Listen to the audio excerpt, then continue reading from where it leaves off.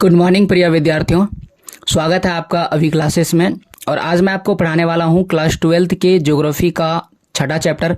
इससे पहले मैंने जो है बाकी सारे चैप्टर्स को अपलोड कर दिया है, जिसमें मैंने ज्योग्राफी के जो अहम बातें हैं, इसके पहले के चैप्टर में हमने आर्थिक क्रियाओं के बारे में पढ़ा था, मानव भूगोल को बेहतर तरीके से समझा था, क्योंकि ये पूरा का पूरा चैप्टर जो है मानव भूगोल से संबंधित है। मानव भूगोल का सिद्धांत क्या है, इन सभी चीज़ों के बारे में पढ़े थे।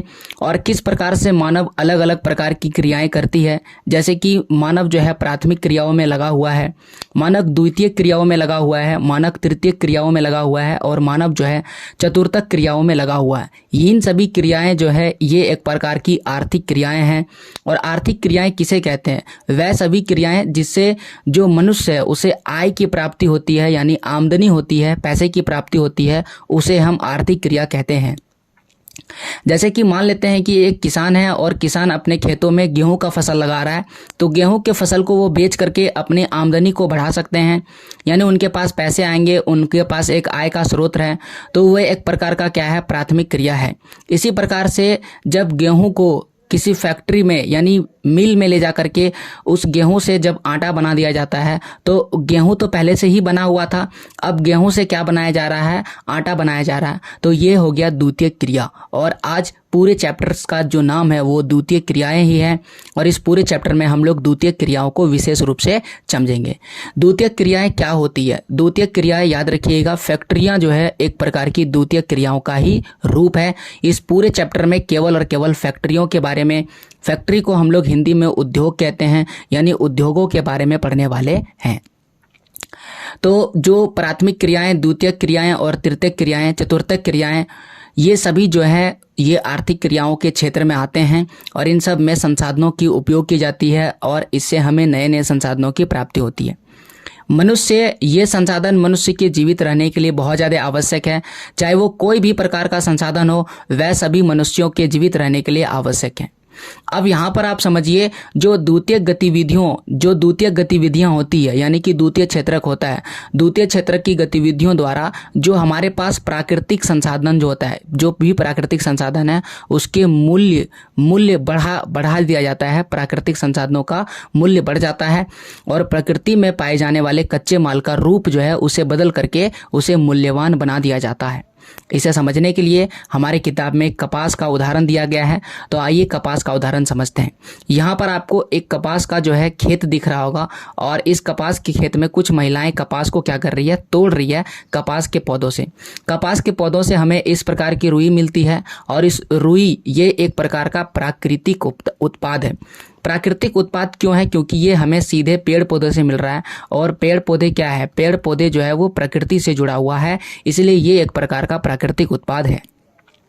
अब इस प्राकृतिक उत्पाद को कहाँ पर ले जाया जा रहा है? फैक्ट्रियों में, उद्योगों में ले जाया जा रहा है, और इसे परिष्कृत किया जा रहा है, छांटा जा रहा है, और इसे जो है अच्छी गुणवत्ता वाले जो ऊन है या फिर रुई है उसमें परिवर्तित किया जाता है। इनसे फिर कपड़े तैयार किए जाते हैं, और फिर कपड़ों को सिल करके वस्त्र तैयार किया जाता है, और उन वस्त्रों को हम पहनते हैं, और फिर जो है वो हमारे लिए उपयोगी हो जाता है। तो आप देख सकते हैं किस प्रकार से एक प्राकृतिक उत्पाद को फैक्ट्रियों की मदद से, उद्योगों की मदद से, जिसमें बड़े बड़े मशीनों का यूज किया गया और कहीं कहीं छोटे छोटे मशीनों की मदद ली गई, और फिर वो हमारे लिए उपयोगी हो गया। इसे एक और उदाहरण से समझ सकते हैं, वह खनन। तो खनन भी एक प्रकार का क्या है? प्राकृतिक रूप है, यानी कि ये प्रकृति से सीधे मिल रहा है। मिट्टी क्या है? मिट्टी प्रकृति है। धरती से जो भी चीज़ मिल रहा है वो क्या है? हमारे लिए प्राकृतिक संसाधन है।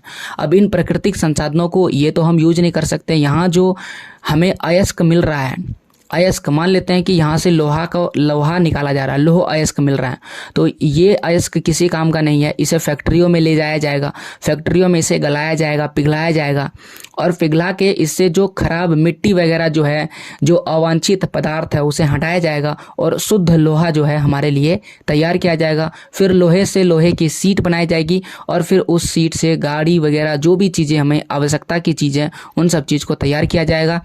और इस तरह से द्वितीय क्रियाएं होती है। और द्वितीय क्रियाएं मुख्य रूप से फैक्ट्रियों से जुड़ा हुआ है। किससे जुड़ा हुआ है? फैक्ट्री। याद रखिएगा, जहां भी फैक्ट्री आएगा तो वो कौन सी क्रिया है? द्वितीय क्रिया है। और द्वितीय क्रिया में क्या किया जाता है? ये जो हमारी प्राथमिक उत्पाद है इसे प्राकृतिक यानी प्राथमिक क्रिया कहते हैं। ये जो प्राथमिक क्रिया से जो भी चीज़ हमें प्राप्त होता है उसके रूप को सिर्फ बदला जाता है। यहाँ पर इस तरह मिट्टी के रूप में था और ये प्लास्टिक शीट के यानी कि लोहे की शीट के रूप में इसे बदल दिया गया। यानी रूप परिवर्तन किसमें होता है? रूप परिवर्तन होता है द्वितीयक क्षेत्रक में। अब आपको समझ में आ गया होगा कि द्वितीयक क्षेत्रक क्या होता है, द्वितीयक क्षेत्रक में कौन कौन से कार्य होते हैं और द्वितीय क्षेत्रक की गतिविधियां किसमें किसमें आती है।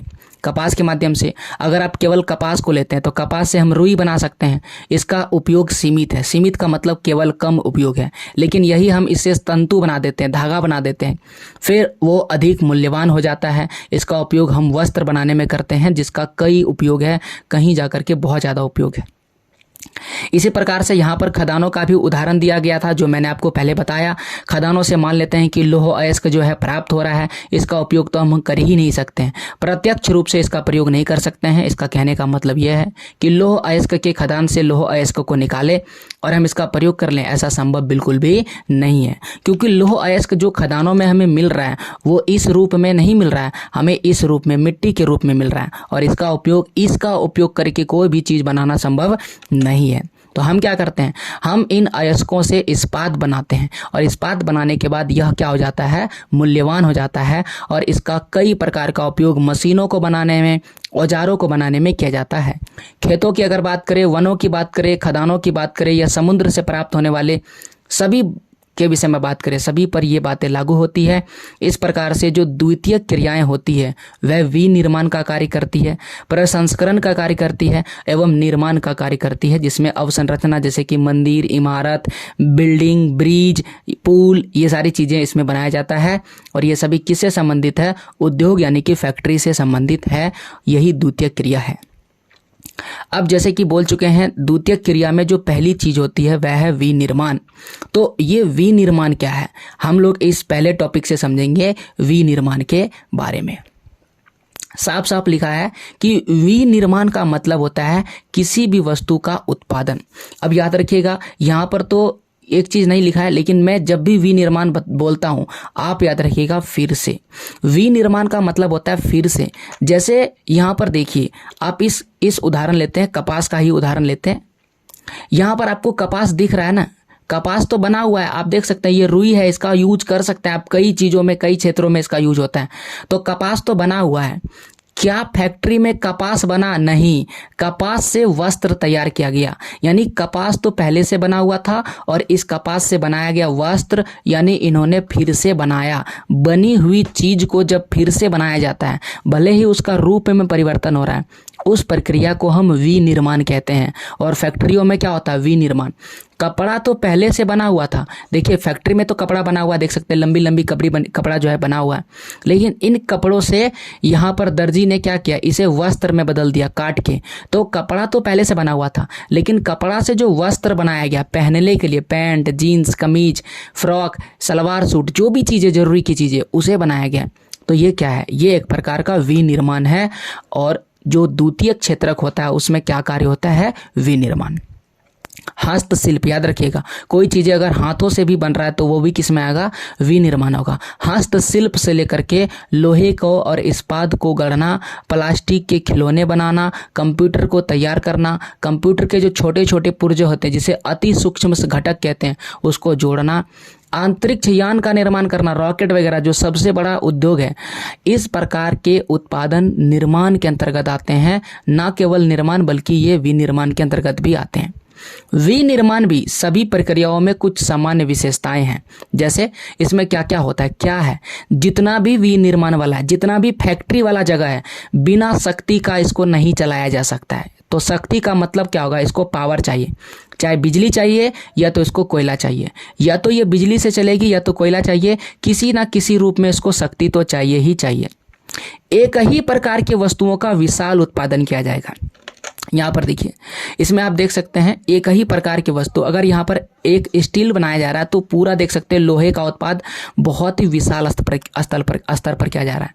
अगर यहाँ पर गाड़ियाँ बनाया जा रहा है तो गाड़ियाँ भी एक नहीं बल्कि 10, 20, 50 कई ऐसे फैक्ट्रीज है जहाँ पर हजारों में गाड़ियाँ बनती हैं। तो एक नहीं बल्कि कई सारा बनाया जाता है और बहुत सारे बनाने के लिए हमें कई सारे व्यक्तियों की कभी कभी जरूरत पड़ती है। जैसा कि आप इस उद्योग में देख सकते हैं कि एक साथ कई लोग लगे हुए हैं और एक बड़े स्तर पर उत्पादन किया जा रहा है। यहाँ पर वही लिखा हुआ है कि विशाल उत्पादन किया जाता है। और कारखानों में विशिष्ट श्रमिक जो मानक वस्तुओं का उत्पादन करते हैं। विशिष्ट श्रमिक का क्या अर्थ है यहाँ पर, यानी कि एक ऐसा श्रमिक जो उसमें खास उसके पास नॉलेज है, बहुत ज़्यादा वो उसमें ज्ञान रखता है, वैसे ही श्रमिक को उसमें लगाया जाता है। विनिर्माण आधुनिक शक्ति के साधन एवं मशीनों के द्वारा या पुराने साधनों के द्वारा किया जाता है। इस फैक्ट्री में आप देख सकते हैं यहाँ जो भी मशीन लगे हुए हैं वह आधुनिक मशीन है। ये मोटर से चलने वाली सिलाई मशीन है। पुराने सिलाई मशीन तो आप देखे ही हैं। तो कई ऐसे जगह होते हैं जहाँ पुराने मशीनों का उपयोग किया जा सकता है। ये छोटा एग्जाम्पल है सिलाई मशीन का। बड़े फैक्ट्री में भी यही नियम लागू होता है। हो सकता है कि वो पुराने मशीन की मदद से किया जाता होगा या तो नए मशीनों के द्वारा इसे किया जाता है। तृतीय विश्व के अधिकांश देशों में विनिर्माण अब भी शाब्दिक अर्थों में प्रयोग किया जाता है। ये क्या है, तृतीय विश्व क्या है? देखिए दुनिया में जो है ना, फर्स्ट वर्ल्ड वार होता है, सेकेंड वर्ल्ड वार होता है, यानी प्रथम विश्व युद्ध होता है और द्वितीय विश्व युद्ध होता है। अगर आप विश्व युद्ध से जुड़े हुए नहीं हैं, जानकारी आपको कम है, तो मेरे चैनल पर पहले से ही एक वीडियो अपलोडेड है जिसमें मैंने विश्व युद्ध यानी वर्ल्ड वार के विषय में बताया है, तो उस वीडियो को जरूर देखिएगा। यहाँ पर आप याद रखिए, जब तृतीय विश्व युद्ध होने वाला होता है, वो नहीं होता है और ख़त्म हो जाता है, ठीक है, होने वाला होता है लेकिन होता नहीं है, इसीलिए इसे शीत युद्ध कहा जाता है, शीत युद्ध। ओके, और इस युद्ध में दुनिया जो है 3 अलग अलग भागों में बढ़ जाता है। पहला ऐसे देश होते हैं जो कहता है कि मैं अमेरिका के साथ हूँ, तो जो अमेरिका का साथ देता है वो कौन है? प्रथम देश है, ठीक है। ये तो कनाडा है, माफ़ कीजिए, ये कनाडा देश है, नीचे अमेरिका, ये है अमेरिका। ओके, ये अमेरिका देश है। और जो कहता है कि मैं अमेरिका साथ देने वाला हूँ वो बन गया पहली दुनिया। और कुछ ऐसे देश होते हैं जो रूस का साथ देते हैं, वह बन गया दूसरी दुनिया। और कुछ ऐसे, क्योंकि इन्हीं दोनों के बीच में युद्ध चल रहा था, इन्हीं दोनों के बीच में चल रहा था, तृतीय विश्व युद्ध होने वाला था। याद रखिएगा, अमेरिका और किसके बीच में? रूस के बीच में। बट ये युद्ध नहीं होता है, लेकिन इसी समय एक तीसरी दुनिया होती है जो ना अमेरिका के साथ रहता है और ना ही रूस के साथ, और यही तीसरी दुनिया है जिसमें अपना प्यारा भारत भी किस दुनिया में आता है? तीसरी दुनिया में आता है। तो तीसरी दुनिया में जब भी कोई ये कहता है कि हम उत्पादन कर रहे हैं या फिर विनिर्माण कर रहे हैं, तो विनिर्माण यानी तृतीय विश्व में जितने भी देश हैं उनमें शाब्दिक अर्थों में प्रयोग किया जाता है, यानी कि वो केवल बनाने की बात करते हैं, और उसमें भी जब वो विनिर्माण करते हैं तब भी उनको लगता है कि वो कुछ नया बना रहे हैं। इन देशों में विनिर्माताओं का संपूर्ण रूप चित्रण करना कठिन है। कौन क्या विनिर्माण कर रहा है सबके बारे में बताना जटिल है, क्योंकि कुछ छोटे स्तर पर भी और कुछ बड़े स्तर पर भी विनिर्माण का कार्य करते हैं। इसमें उद्योग क्रियाओं के उन प्रकारों पर अधिक बल दिया जाता है जिसमें उत्पादन के कम जटिल तंत्रों को लिया जाता है। यानी इन देशों में चूंकि जनसंख्या अधिक है, लोगों को रोजगार अधिक देने की जरूरत पड़ती है, इसलिए इन देशों में जटिल तंत्रों को लिया जाता है, वह भी कम जटिल तंत्रों को, यानी कम से कम फैक्ट्रियों का उपयोग किया जाता है। मानव श्रम का अधिक से अधिक उपयोग किया जाता है ताकि लोगों को अधिक से अधिक रोजगार मिल सके। लेकिन याद रखिएगा, इन देशों में भी विनिर्माण का कार्य होता है। अब अभी जो विनिर्माण चल रहा है उसकी क्या विशेषताएं हैं, यहाँ पर वही पढ़ना है हमें कि आधुनिक बड़े पैमाने पर होने वाले विनिर्माण की क्या विशेषताएं हैं। जब भी बड़े पैमाने पर निर्माण की बात की जाती है तो यहाँ पर क्या कहा जाता है, इसका क्या अर्थ निकलता है? देखिए, वर्तमान समय पर जो बड़े पैमाने पर उत्पादन होते हैं ना, उनकी जो विशेषताएं हैं वो निम्नलिखित चित्रित किया गया है। लेकिन सबसे पहले मैं आपको ये बताना चाहता हूँ कि ये बड़े पैमाने पर क्या है। देखिए, यहाँ पर जो निर्माण हो रहा है वो किस स्तर पर हो रहा है? बड़े पैमाने पर। आप देख सकते हैं दूर दूर तक केवल एक ही कार्य करते हुए व्यक्ति नजर आ रहे होंगे, इसे ही हम कहते हैं बड़े पैमाने पर। पहले जरूरत की चीजें कम ही बनाई जाती थी। अगर लोगों को 100 वस्तु का जरूरत था तो केवल 100 वस्तुएं ही बनाई जाती थी। अगर लोगों को 500 वस्तुओं की जरूरत थी तो केवल 500 वस्तुएं ही बनाई जाती थी। परंतु आज हमारे पास संसाधन है और इस संसाधन की मदद से हम लाखों करोड़ों में वस्तुओं को बना सकते हैं, क्योंकि हमारी आवश्यकता है। जनसंख्या दिन प्रतिदिन बढ़ती जा रही है और इन जनसंख्याओं की आवश्यकताओं को पूर्ति करने के लिए हमें अधिक से अधिक संसाधन बनाने होते हैं, और इसीलिए आज हम छोटे स्तर पर नहीं बल्कि बड़े पैमाने पर चीज़ों का निर्माण कर रहे हैं। तो बड़े पैमाने पर होने वाले जो विनिर्माण है उसकी पहली विशेषता यहाँ पर लिखी गई है, कौशल का विशिष्टीकरण और उत्पादन की विधियाँ। कौशल का विशिष्टीकरण मतलब कौशल यानी कि लोगों के अंदर क्षमता का बढ़ाना और उसमें विशिष्टता लाना और उत्पादन की अलग अलग विधियों को लागू करना। शिल्प तरीकों से कारखानों में थोड़े ही सामान उत्पादित किया जाता था, यानी कि जो पुराना तरीका था उसमें केवल थोड़े ही सामान बनाए जाते थे जो आदेशानुसार बनाया जाता था, यानी जितना ऑर्डर मिलता था उतनी ही वस्तुएं बनाई जाती थी और इसमें लागत अधिक मिलती थी, क्योंकि अगर आप ऑर्डर दे के वस्तुओं को बनाइएगा तो आपको लागत अधिक मिलेगी। जबकि अगर हम अधिक उत्पादन का संबंध करें जिसमें बड़े पैमाने पर वस्तुओं को बनाया जाएगा तो इसमें क्या होगा, जिसमें ज़्यादा सामान बनाए जाएंगे जिससे प्रत्येक कारीगर निरंतर एक ही कार्य करेंगे, एक ही कार्य। आप देख सकते हैं इस फोटो में प्रत्येक व्यक्ति केवल एक ही कार्य कर रहा है और जब आप एक ही कार्य को बार बार करते हैं तो आप में स्पीड आ जाता है और वो कार्य आप और भी तेजी से करने लगते हैं। यही है विशिष्टीकरण, किसमें, कौशल में। ये पहला चीज है। दूसरा, अगर आप ज्यादा उत्पादन चाहते हैं तो दूसरा क्या तरीका अपना सकते हैं, दूसरा है यांत्रिकरण। यांत्रिकरण का मतलब क्या होता है, यंत्र लाना। यंत्र मतलब मशीनों को ज्यादा से बढ़ाना। तो यहाँ पर वही लिखा हुआ है कि यंत्रीकरण से तात्पर्य किसी भी कार्य को पूरा करने के लिए मशीनों का प्रयोग करना। यहाँ पर देख सकते हैं, एक आपको दिखाए थे फैक्ट्री में जो मशीन बनाए, देखिए यहाँ पर इस वाले पर गौर करें तो आपको दिख रहा होगा कि यहाँ मानव बिल्कुल भी नहीं है। सारे कार्य कौन कर रहे हैं, रोबोट कर रहे हैं और रोबोट अपने स्क्रीन में देख रहे हैं कि चीज़ों को किस तरह से बनाना है और कैसे असेंबल करना है और सारी चीज़ें रोबोट ही इसे दिशा निर्देश दे रहे हैं और इस तरह से सारे कार्य कौन कर रहे हैं, रोबोट कर रहे हैं। तो ये क्या है, मशीनीकृत परियोजना है। इसमें क्या होता है, मशीन जल्दी थकते नहीं है, मशीन कभी भी ना नहीं कहते हैं और मशीन में जब तक ऊर्जा रहती है तब तक वो कार्य करते रहते हैं। तो ये बहुत बड़ा फायदा है यंत्रीकरण का, जिससे ये स्वचालित भी होते हैं, खुद से चलते हैं। स्वचालित का मतलब ये खुद से चलते हैं और यंत्रीकरण की विकसित अवस्था है ये। और पुनर्निवेश एवं संवृत पास कंप्यूटर नियंत्रण प्रणाली से युक्त स्वचालित कारखाने जिसमें मशीनों को सोचने के लिए विकास किया जाता है, पूरे विश्व में ये नजर आने लगी है। आज ना केवल एक दो देश में बल्कि कई सारे देश में इसका प्रयोग किया जा रहा है। तो सीधा सीधा अर्थ है, यांत्रिकरण का मतलब होता है फैक्ट्रियों में मशीनों को ज़्यादा से ज़्यादा बढ़ाना। अगला है प्रौद्योगिकी नवाचार। नवाचार का मतलब होता है नए नए चीज को लाना प्रौद्योगिकी में। देखिए, आज फैक्ट्रियां चलती है लेकिन फैक्ट्रियों से कई सारे प्रदूषण जो है निकलते हैं, जैसे जल प्रदूषण, वायु प्रदूषण। कई ऐसी फैक्ट्रियां हैं जैसे कि चमड़ा उद्योग, वो भूमि को भी प्रदूषित करती है। तो इस तरह से प्रदूषण जो है हमारा आज सबसे बड़ा समस्या है। तो इससे निपटने के लिए हम अपने फैक्ट्रियों में, हम अपने उद्योगों में नए नए शोध करेंगे, नए नए विकास करेंगे और नए नए युक्तियों का निर्माण करेंगे, नए नए यंत्रों का निर्माण करेंगे, जिससे कि हमारे विनिर्माण की गुणवत्ता में सुधार हो सके और हमारा जो प्रदूषण फैल रहा है उसमें हम इसमें नियंत्रण पा सकें। तो ये सारी चीज़ें किस लिए है, ये सारी चीज़ें इसलिए किया जा रहा है ताकि हम अपने प्रदूषण मुक्त और मशीनों को और ज़्यादा बेहतर कर सकें। इसके लिए कुछ और चीज़ें भी लिया जाता है यूज में, और वह है संगठनात्मक ढांचा एवं स्तरीकरण। ये क्या कहता है, संगठनात्मक ढांचा का मतलब कुछ ऐसे संगठन के रूप में ढांचे बनाए गए, और स्तरीकरण, स्तरीकरण का मतलब होता है अलग अलग स्तर पर अलग अलग प्रकार के कार्य होंगे। ठीक है, स्तर में बांट दिया जाता है। स्तर में बांटने से क्या होता है, देखिए नीचे जो है अगर मान लेते हैं अधिक लोग कार्य कर रहे हैं, उसके ऊपर कम लोग कार्य करेंगे और उसके शीर्ष पर कम लोग कार्य करेंगे। इसे कहते हैं स्तर में। जैसे कि पहले स्तर पर अधिक लोगों को लगाया जाएगा, दूसरे स्तर पर कम लोगों को और तीसरे स्तर पर उससे कम लोगों को। इससे फैक्ट्रियों में मजदूर थोड़े कम पड़ते हैं और मजदूरी कम देनी पड़ती है, तो जो मजदूरी कम देना पड़ेगा तो लोगों को प्रॉफिट क्या होगा, ज़्यादा होगा। तो उद्योगों में इसका बहुत ज़्यादा उपयोग किया जाता है।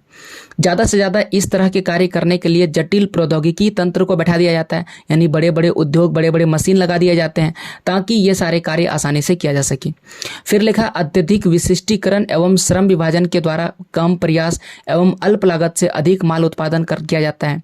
तो ये दोनों चीज़ होता कैसे है, विशिष्टीकरण यानी जो मेहनत है ना, श्रम, उसको विभाजित कर दिया जाता है और उसमें विशिष्टताएं ला दी जाती है, जिससे कम प्रयास में ही और कम लागत में ही अधिक से अधिक माल का उत्पादन किया जा सकता है। और इसके द्वारा क्या होता है, इससे फायदा होता है। फायदा ये होता है कि कम लागत में अधिक सामान को बनाया जाएगा तो हमें पूंजी कम लगेगी और लाभ अधिक होगा। और जब ये दोनों ही चीज़ें नहीं होता है तो अधिक पूंजी लगा दी जाती है। अधिक पूंजी क्यों लगा दिया जाता है, यानी कि अगर वस्तु का निर्माण कम होगा तो हमें ज़्यादा ज़्यादा प्रॉफिट नहीं हो पाएगा। इसलिए ज़्यादा से ज़्यादा वस्तुओं को बनाया जाता है ताकि ज़्यादा से ज़्यादा प्रॉफिट हो सके। बड़े संगठन बनाए जाते हैं और इन सब चीज़ को नियंत्रित करने के लिए उनके पास एक प्रशासनिक अधिकारी वर्ग भी होता है जो एक तरह से पुलिस का कार्य करता है। वो अंदर ही रहते हैं, जो फैक्ट्री के अंदर ही रहते हैं। तो इस तरह से हम समझते हैं कि एक फैक्ट्री को यानी उद्योग को बेहतर करने के लिए और उनकी विशेषताएं, ये सारी चीज़ें होनी चाहिए। तो यहाँ उनकी विशेषताओं के बारे में बात की और कुल मिलाकर के 3 विशेषताएं थी, सॉरी 4 था। ये दूसरा विशेषता था और ये तीसरा था और यहाँ पर जो हमने बात किया ये था चौथी विशेषता। अब हम लोग बात करते हैं भौगोलिक वितरण के बारे में। भौगोलिक वितरण क्या है और यहाँ पर हम किसके बारे में चर्चा कर रहे हैं? देखिए, अगर आप विश्व मैप को देखिएगा तो आपको फैक्ट्रियां ज़्यादा नहीं दिखेगा। विश्व के कुल स्थलीय भाग का केवल 10% भूभाग पर ही इसका विस्तार है। यानी जो कह सकते हैं फैक्ट्री वगैरह है उसका मुख्य संकेंद्रण कार्य जो है सीमित है। मतलब कि कम ही जगह पर आपको फैक्ट्रियां देखने को मिलेगा, ज़्यादा जगह पर फैक्ट्री देखने को नहीं मिलता है। आप इस मैप को देखिए, इस मैप में आपको दिखिएगा वो सारे एरिया जहाँ पर फैक्ट्रीज क्या है मौजूद है। कलर में चेंज करके आपको सारा दिखा देता हूँ। जैसे कि इन एरियाज़ में देखिए, इन एरियाज़ में जहाँ पर आपको काले धब्बे दिख रहे होंगे ये वो एरिया है जहाँ पर आपको इंडस्ट्रीज देखने को मिलेंगे। बाकी आप अगर देखें तो ज़्यादातर एरिया में ये ब्लैक धब्बे नहीं दिख रहे हैं, यानी कि उन एरियाज़ में आपको फैक्ट्री देखने को नहीं मिलता है। इस लाइन में वही लिखा हुआ है कि जो आपको मुख्य संकेंद्रण जो फैक्ट्री के दिखते हैं वो केवल कम ही क्षेत्रों में के लगभग 10% भाग पर है या देश के आर्थिक एवं राजनीतिक शक्ति केंद्र बन गए हैं। और जहां पर आपको फैक्ट्री मिलेगा वहां पर आर्थिक शक्ति मिलेगा, यानी पैसे में वो ज़्यादा तरक्की करते हुए दिखेंगे और वहां पर राजनीति भी बहुत ज़्यादा होता है। कुल क्षेत्र को आच्छादित करने से दृष्टि से विनिर्माण स्थल प्रक्रियाओं की अत्यधिक गहनता के कारण बहुत कम स्पष्ट है तथा कृषि की अपेक्षा बहुत छोटे क्षेत्रों में संकेंद्रित है। यानी अगर हम इसकी तुलना कृषि से करें तो हम देखते हैं कि जो हमारा विनिर्माण कार्य है वो बहुत ही कम क्षेत्रों में फैला हुआ है। अब यहाँ पर उदाहरण भी दिया गया हुआ, जैसे कि अगर आप अमेरिका में जाते हैं तो अमेरिका के मक्के की पेटी 2.5 वर्ग किलोमीटर क्षेत्र में साधारणतः 4 बड़े फार्म होते हैं। यानी यहाँ पर बोला गया मक्के की पेटी, यानी कि यहाँ पर मक्का का खेती होता है। तो अगर आप इसको देखेंगे तो आप देखेंगे कि 2.5 वर्ग किलोमीटर क्षेत्र में आपको 4 बड़े बड़े फार्म दिखने को मिलेंगे जिसमें 10-20 श्रमिक कार्य करते हैं, जिसमें से 50 से 100 मनुष्यों का भरण पोषण होता है, यानी 50 से 100 लोगों को इससे भोजन मिल जाता है। परंतु इतने ही क्षेत्र में, जितना क्षेत्र में गेहूं का उत्पादन हो रहा है, मक्के का उत्पादन हो रहा है, अनेक वृहद समकालित कारखानों को समाविष्ट किया जा सकता है और हजारों श्रमिकों को रोजगार दिया सकता है। यानी जितने क्षेत्र में केवल 10 से 20 लोगों को कार्य दिया जा रहा है, जितने क्षेत्र में 50 से 100 लोगों का भरण पोषण हो रहा है, उतने ही क्षेत्र में अगर हम फैक्ट्री लगा दें तो हजारों श्रमिकों को रोजगार दिया जा सकता है और कई लोगों को भोजन मिल सकता है। उद्योग अपनी लागत घटाकर लाभ को बढ़ाते हैं। इसका क्या यहाँ पर लिखा हुआ है, लागत को पूरी तरह से घटाना चाहते हैं और लाभ को वो बढ़ाना चाहते हैं। इसलिए उद्योग की स्थापना उन स्थानों पर की जानी चाहिए जहाँ पर उत्पादन लागत बहुत कम लगे। अब इसकी क्या विशेषताएं होनी चाहिए, किन क्षेत्रों में उद्योग लगने चाहिए, यहाँ पर वही लिखा हुआ है। उद्योग की स्थिति को प्रभावित करने वाले कुछ कारक निम्न है। आगे हम लोग देखेंगे कि उद्योग की अवस्थिति को प्रभावित करने वाले कारक कौन कौन से। परीक्षा की दृष्टि से ये एक महत्वपूर्ण सवाल है, तो आइए इसे हम लोग समझते हैं। उद्योगों की अवस्थिति यानी फैक्ट्री की अवस्थिति को प्रभावित करने वाले कारकों में सबसे पहला जो कारक है वह है बाजार तक अभिगम्यता। देखिए, आप फैक्ट्री कहाँ लगाइएगा ये किस पर निर्भर करता है। तो सबसे पहला चीज है बाजार। मान लेते हैं कि आपने एक चीनी फैक्ट्री लगाया और चीनी बेचने के लिए आपको बाजार तो चाहिए, तो वो कैसा बाजार होना चाहिए, एक ऐसा बाजार होना चाहिए जहां पर आपके द्वारा बनाई गई वस्तुओं की मांग हो। आपने चीनी बना दिया और बाजार में जब बेचने के लिए जा रहे हैं तो बाजार में कोई चीनी चाहिए नहीं, सब बोल रहा है मुझे चीनी चाहिए नहीं, मुझे तो गुड़ चाहिए या तो मुझे शहद चाहिए। तो क्या आपके द्वारा बनाया गया चीनी बिकेगा? नहीं, ये आपका चीनी बर्बाद हो जाएगा।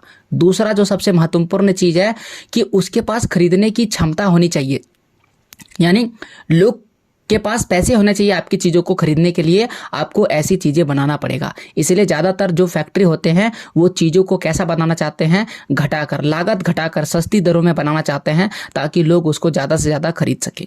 कहते हैं कि उद्योग की स्थापना में सबसे प्रमुख कारक क्या है, उसके द्वारा उत्पादित माल को उपलब्ध बाजारों में होना, यानी बाजार में वो चीज़ें उपलब्ध होना चाहिए और बाजार में लोगों को पसंद होना चाहिए, यानी उनकी मांग होनी चाहिए, चीज़ों की मांग होनी चाहिए। जिस चीज़ की मांग होती है वही चीज़ें बाजार में बिकती है।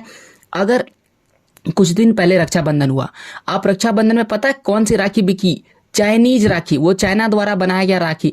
हर बार विरोध होता है लेकिन कोई नहीं मानता है क्योंकि उसकी मांग ही बाजार में इतनी है। कोई भी रेशम का धागा अपने कलाई में नहीं चाहता है, वो चाहता है मेरे हाथों में ऐसी राखी होनी चाहिए जिसमें मोतियां जड़ी हो, जिसमें डिजाइन बना हो। यानी बाजार में कैसी राखी की मांग है, चाइना वाला, तो उसकी मांग है और लोग उसको खरीदने की क्षमता भी रखते हैं, इसीलिए वो उसमें ज़्यादा बिक रहा है। समझ में आ गया। तो पहली चीज क्या है, बाजार की अभिगम्यता। अगर कोई दूरस्थ क्षेत्र है, कोई क्षेत्र ऐसा है जो दूर है, जहां कम जनसंख्या निवास करती है, छोटे बाजारों से युक्त होती है। आप गांव में ही देख लीजिए, वो गांव क्या है, बाजार से दूर है, वहां पर कम जनसंख्या निवास करती है और यहाँ तक कि लोगों के पास क्रय क्षमता नहीं होता है, यानी खरीदने की शक्ति भी नहीं होती है, क्योंकि गांव के लोगों के पास आमदनी कम होती है और लोग अतिरिक्त खर्च नहीं करते, फालतू खर्च नहीं करते। ये सबसे बड़ी खासियत होती है गांव के लोगों में, वो अनावश्यक चीजें नहीं खरीदती है। इसीलिए गांव में जो है छोटे बाजार होते हैं। गांव में कैसे बाजार होते हैं, छोटे बाजार होते हैं क्योंकि ये दूर होते हैं। उदाहरण के लिए यूरोप का और उत्तरी अमेरिका की बात करते हैं, जापान की बात करें एवं ऑस्ट्रेलिया की बात करें तो इन क्षेत्रों में वृहद वैश्विक बाजार है। वृहद वैश्विक का बाजार मतलब उनके पास बड़ा बड़ा और वैश्विक बाजार है, ना केवल अपने पास बल्कि ये दूसरे देशों में भी सामान को बेच सकते हैं, क्योंकि इन प्रदेशों के लोगों की क्रय क्षमता अधिक है और इन देशों के लोगों के पास क्रय क्षमता क्या है, अधिक खरीदने की क्षमता है। दक्षिणी एवं दक्षिणी पूर्वी एशिया के घने बसे प्रदेशों यानी ऐसा क्षेत्र जो घना बसा हुआ वृहद बाजार उपलब्ध कराते हैं, क्योंकि यहाँ जनसंख्या अधिक है और जनसंख्या अधिक है तो लोगों के पास जो मांग है वो अधिक हो जाती है, इसलिए ये भी एक प्रकार का क्या है, वृहद बाजार है। कुछ उद्योगों का व्यापक बाजार होता है, जैसे कि वायुयान निर्माण एवं शस्त्र निर्माण, इसका भी बाजार थोड़ा बड़ा होता है। ओके, क्योंकि इसकी सभी को जरूरत है। तो इस प्रकार से हमने देख लिया बाजार जो है, जिसका ज़्यादा बाजार होगा चीज़ें वही ज़्यादा बनाई जाएगी। अगली चीज़ है कच्चे माल की अभिगम्यता। ये क्या होता है, कच्चे माल। मान लेते हैं कि आपने एक छोटा सा फैक्ट्री लगाया चीनी बनाने का, चीनी बनाना ही भला ही एग्जाम्पल लेते हैं। चीनी जो है वो गन्ने से बनाई जाती है, लेकिन आपका फैक्ट्री कहाँ है, कल्पना कीजिए आपका फैक्ट्री है उत्तर प्रदेश में और जो गन्ना मिल रहा है वो बिहार में मिल रहा है। अगर गन्ने को बिहार से उत्तर प्रदेश लाया जाएगा तो इसके बीच में गन्ना सूख जाएगा, ट्रांसपोर्टेशन का खर्च ज़्यादा पड़ेगा और साथ ही साथ जो रस निकलेगा वो कम निकलेगा। हो सकता है कहीं ट्रक पलटी पड़ गया तो गन्ना आएगा ही नहीं। तो इन सारी चीज़ों के चलते आपको बहुत ज़्यादा नुकसान होगा और आप चीनी बना ही नहीं पाएंगे।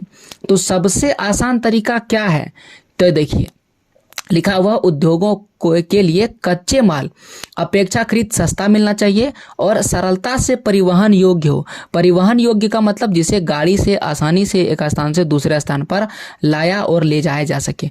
आप कोई भारी वजन वाला कल्पना कीजिए जो भारी है, जैसे लोहा फैक्ट्री, या भारी सामानों को एक स्थान से दूसरे स्थान पर लाना और ले जाना पड़ता है। सस्ते मूल्य एवं वजन घटाने वाले पदार्थों अयस्क पर आधारित उद्योग कच्चे माल के स्रोत स्थल के समीप स्थित होते हैं।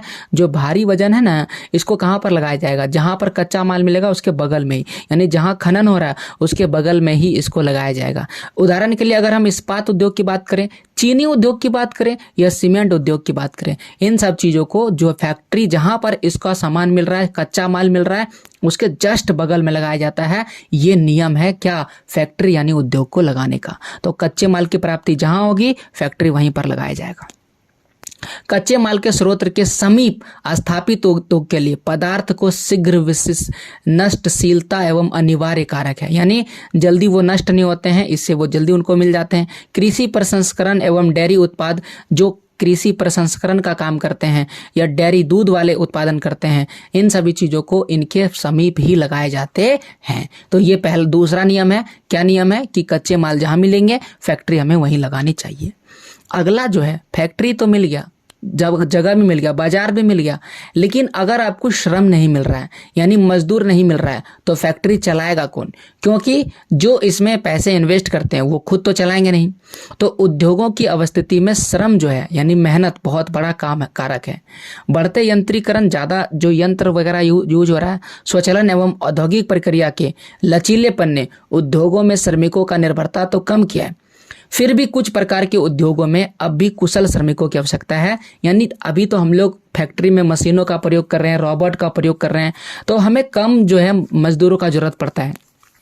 लेकिन याद रखिए अभी भी कुछ फैक्ट्रीज ऐसे हैं जहां पर हमें कुशल श्रमिक यानी ऐसे श्रमिक जो अपनी क्षमता, अपने दिमाग के आधार पर उत्पादन को बढ़ा सकते हैं और बड़े बड़े मशीन को अपने दिमाग से चला सकते हैं, ऐसे श्रमिकों की हमें ज़रूरत है। तो हम फैक्ट्री कहाँ लगाएंगे? जहां पर हमें श्रमिक जो है सस्ते दरों पर मिल जाएंगे। अगला कारक है शक्ति साधनों का अभिगम्यता। शक्ति साधन का मतलब क्या होता है? फैक्ट्री को चलाने के लिए क्या चाहिए? फैक्ट्री को चलाने के लिए चाहिए कोयला, बिजली, ये है शक्ति।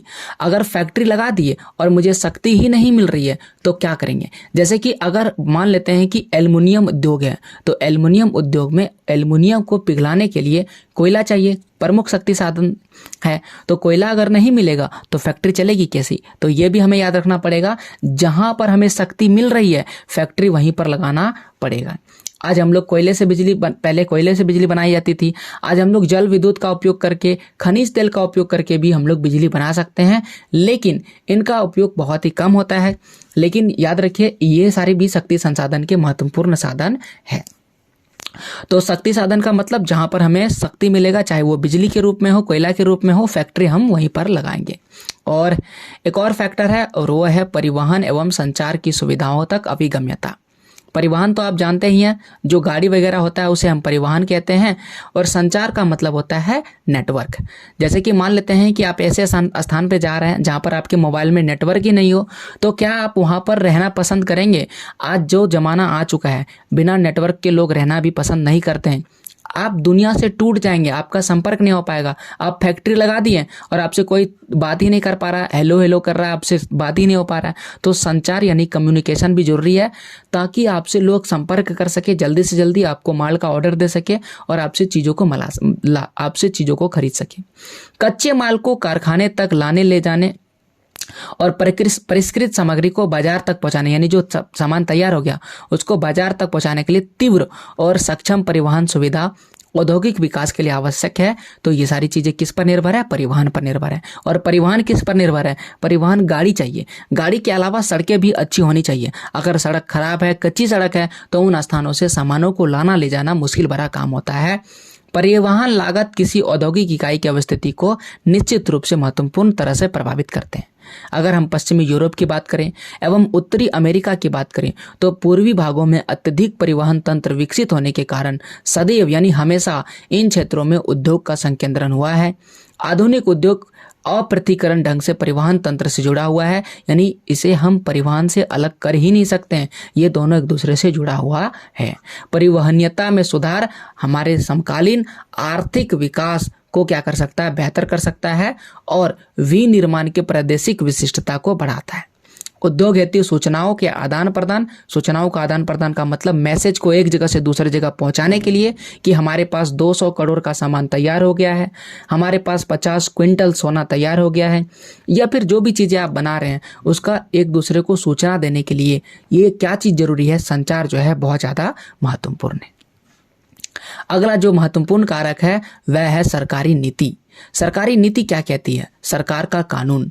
अगर आप सरकार की कानून के अनुसार नहीं चलिएगा तब भी आपका फैक्ट्री बंद हो सकता है। तो संतुलित आर्थिक विकास हेतु सरकार प्रादेशिक नीति अपनाती है, जिसके अंतर्गत विशिष्ट क्षेत्रों में उद्योगों की स्थापना की जाती है। तो उनका भी हमें ध्यान रखना पड़ेगा। जिन विशिष्ट क्षेत्रों में उद्योगों की अवस्थिति सरकार ने तय किया है वहीं हमें फैक्ट्री लगाना चाहिए। मान लेते हैं कि एक ऐसा क्षेत्र है जो घना बसा हुआ, जहाँ बहुत ज़्यादा जनसंख्या है और आप वहाँ पर फैक्ट्री लगा देते हैं, तो सरकार आपको इस फैक्ट्री को हटाने के लिए कहेगी, क्योंकि एक घने बसे हुए क्षेत्र में अगर आप फैक्ट्री लगाते हैं तो फैक्ट्री से ध्वनि प्रदूषण, वायु प्रदूषण, जल प्रदूषण होता है, जिससे आप जो है कहाँ बहाइएगा, जिससे वहाँ पर आने वाले आसपास लोगों को समस्याएं होगी। इसलिए सरकार की नीति के अनुसार आपको वो फैक्ट्री हटानी पड़ सकती है। अगला है सामूहिक अर्थव्यवस्था तक अभिगम्यता और उद्योगों के मध्य संबंध। ये बहुत ज़्यादा जरूरी है। ये क्या कहता है, मान लेते हैं कि एक कार बनाने वाली फैक्ट्री है, कार बनाने वाली, अब ये कार बनाने वाली फैक्ट्री टायर नहीं बना रही है, तो कार बनाने वाली फैक्ट्री और ये टायर बनाने वाली फैक्ट्री के बीच में संबंध होना जरूरी है, क्योंकि कार में टायर का उपयोग किया जाता है। तो यही लिखा है कि प्रधान उद्योग यानी जो ज़्यादा पावरफुल है, जो बड़ा सामान बनाता है, जैसे कि कार उद्योग में कार बनाने वाली फैक्ट्री एक बड़ा फैक्ट्री है और टायर बनाने वाली फैक्ट्री एक छोटी फैक्ट्री है। तो जो प्रधान उद्योग होता है यानी जो बड़ा वाला फैक्ट्री होता है, उसके बगल में ही छोटा वाला फैक्ट्री लगाया जाता है। यहाँ पर वही लिखा है, प्रधान उद्योग के समीप से अन्य अनेक उद्योग लाभान्वित होते हैं। ये लाभ समूहन अर्थव्यवस्था के अंतर्गत परिणत होते हैं, यानी ये समूह बनाकर ऐसा करते हैं। विभिन्न उद्योग के मध्य पाई जाने वाली श्रृंखला की बचत से प्राप्ति होती है। श्रृंखला का मतलब क्या होता है, अगर एक फैक्ट्री दूसरे फैक्ट्री के करीब होगा और वो एक दूसरे के पूरक होंगे तो इससे बचत होता है। अगर मान लेते हैं कि कार बनाने वाले फैक्ट्री कश्मीर में है और ये टायर बनाने वाली कंपनी कन्याकुमारी में, तो इसके बीच में बहुत ज़्यादा दूरी होगी, जिससे हमें कई जो है दिक्कतों का सामना करना पड़ सकता है। तो क्या समझते हैं, उपरोक्त सभी कारण जितने पढ़े हैं सम्मिलित रूप से किसी उद्योग की अवस्थिति को निर्धारित करते हैं और वही बताते हैं कि फैक्ट्री कहाँ पर लगेगा। आप अपने मन से फैक्ट्री नहीं लगा सकते हैं, आपको ये सारे ज्ञान होना जरूरी है और इन्हीं ज्ञान के आधार पर एक फैक्ट्री सही तरीके से चलती है। अब हमने ये समझ लिया कि फैक्ट्री कैसे चलती है, विनिर्माण क्या होता है और विनिर्माण किस प्रकार से किया जा सकता है। अब जो महत्वपूर्ण टॉपिक है इस चैप्टर का वह है विनिर्माण उद्योगों का वर्गीकरण, यानी हम लोग फैक्ट्रियों का वर्गीकरण करेंगे। फैक्ट्रियां कितने प्रकार के होते हैं इसे हम लोग पूरी तरह से पढ़ेंगे। आइए सबसे पहले हम लोग उद्योगों का वर्गीकरण इस चार्ट की मदद से समझ लेते हैं। उद्योगों का वर्गीकरण कई आधारों पर किया जा सकता है, जैसे आकार के आधार पर कितने प्रकार के फैक्ट्री होते हैं। आकार के आधार पर 3 प्रकार के होते हैं। कुटीर उद्योग जो सबसे छोटा उद्योग होता है, फिर होता है छोटे पैमाने के उद्योग जो कुटीर उद्योग से थोड़ा बड़ा होता है, और फिर होता है बड़े पैमाने के उद्योग, ये सबसे बड़ा उद्योग होता है। कच्चे माल के आधार पर उद्योग जिन्हें कच्चे माल चाहिए, कुछ ऐसे उद्योग होते हैं जिन्हें कृषि आधारित कच्चा माल चाहिए, तो इसमें से कृषि आधारित कच्चा माल उद्योग कहते हैं। जैसे कि चीनी उद्योग, वनस्पति तेल उद्योग, सूती वस्त्र उद्योग, कॉफी उद्योग, चाय उद्योग, रबड़ उद्योग। ये चीनी, वनस्पति तेल, सूती, ये सारा चीज़ कहाँ से आएगा, इन सभी चीज़ों का कच्चा माल कृषि से आएगा, तो हम इसे कृषि आधारित उद्योग कहते हैं। फिर आता है खनिज आधारित उद्योग, यानी एक ऐसा फैक्ट्री जिसको कच्चे माल के रूप में केवल और केवल खनिज चाहिए। अब ये खनिज आधारित उद्योग भी 2 प्रकार के होते हैं, एक होते हैं धात्विक और दूसरे होते हैं अधात्विक। और धात्विक में भी 2 होते हैं, एक होते हैं लौह उद्योग और दूसरा होता है अलौह उद्योग। लौह उद्योग में केवल लोहे का उपयोग किया जाता है, जबकि अलौह उद्योग में लोहे के अलावा जैसे कि तांबा, एल्युमिनियम, रत्न, आभूषण, ये सारी चीज़ें अलौह उद्योग में आ जाते हैं। अधात्विक खनिज में अधातु का प्रयोग किया जाता है, जैसे कि सीमेंट उद्योग एक प्रकार का अधात्विक उद्योग है। चीनी मिट्टी के बर्तन बनाने वाले जो उद्योग है वह अधात्विक उद्योग में आते हैं, और ये सभी किसके उदाहरण हैं, खनिज आधारित उद्योग हैं। फिर आता है रसायन आधारित उद्योग, यानी कि ऐसा उद्योग जिसको केमिकल चाहिए अपने उत्पाद को बनाने के लिए, जैसे कि दवाई वगैरह वाला जो है वो किस में आ जाते हैं, रसायन आधारित उद्योग में आ जाते हैं। इसके अलावा भी पेट्रो रसायन, प्लास्टिक, कृत्रिम रेशा, नमक, रासायनिक उर्वरक, ये सारे रसायन आधारित उद्योग हैं। कुछ ऐसे उद्योग हैं जिनको वन से लकड़ी चाहिए, लकड़ी वाला फैक्ट्री, तो उसमें वनों से उसको कच्चे माल चाहिए, तो वन आधारित उद्योग। जैसे कि अगर मुझे इमारती लकड़ी बनाना है, लाख बनाना है, लाख एक तरह का चूड़ी बनाने में काम आता है, तारपीन का तेल बनाना है या कागज बनाना है, तो इन सभी चीज़ों के लिए जो कच्चा माल है वो कहाँ से आता है, वनों से आता है, तो ये है कच्चे माल के आधार पर उद्योग। फिर आता है पशु आधारित उद्योग, जैसे कि चमड़ा उद्योग और ऊन उद्योग, ये पशु आधारित उद्योग है। अब आता है उत्पादन के आधार पर, कुछ ऐसे उद्योग होते हैं जो मूलभूत सामान को बनाते हैं और कुछ ऐसे होते हैं जो उपभोक्ता के लिए सामान बनाते हैं। मूलभूत सामान का मतलब हो गया कि वो सीधे वो सामान हमें नहीं बेचते हैं, बल्कि वो किसी न किसी बनाने के काम आते हैं।